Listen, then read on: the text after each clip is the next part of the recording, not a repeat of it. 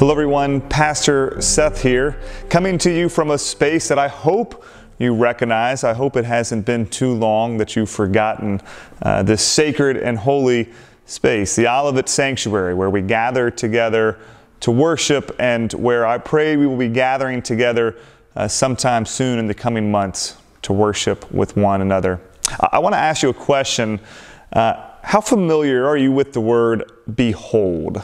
And how often do you use the word? My guess is probably not that often. It's not really a common word that we use within our everyday, ordinary vocabulary, but the word behold is used frequently within Scripture. And it's different than be aware. It's different than look and sense. It is a word that calls us to a deep sense of awareness.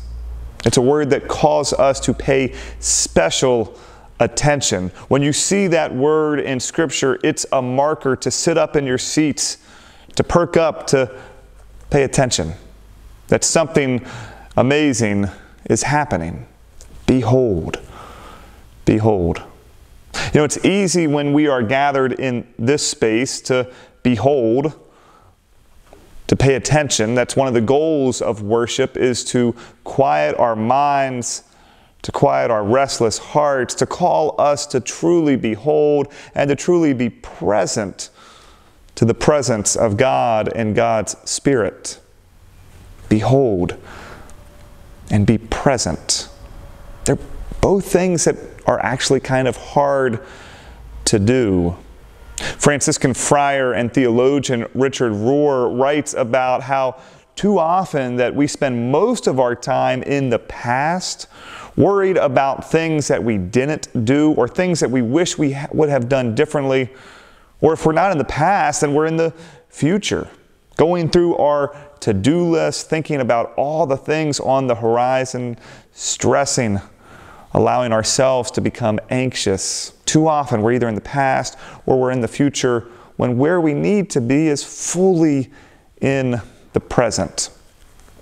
Again, in this space, that's somewhat easy to do, though not always.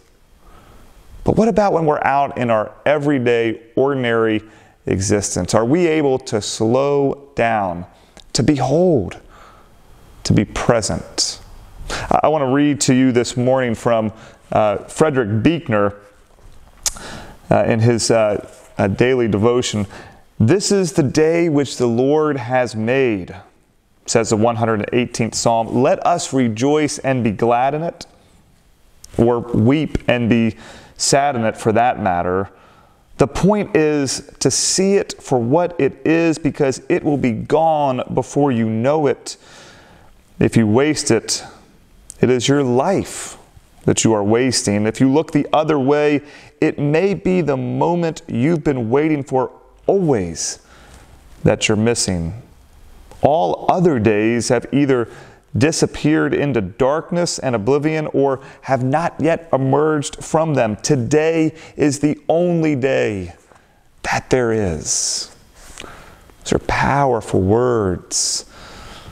Powerful reminder to behold, to be present, to be aware, to be alert, because God is at work in our midst. I hope as you go throughout the rest of this day and into the days ahead that you are able to be present, to behold, to be alert, to be aware of the ways that God and God's Spirit are at work in your life.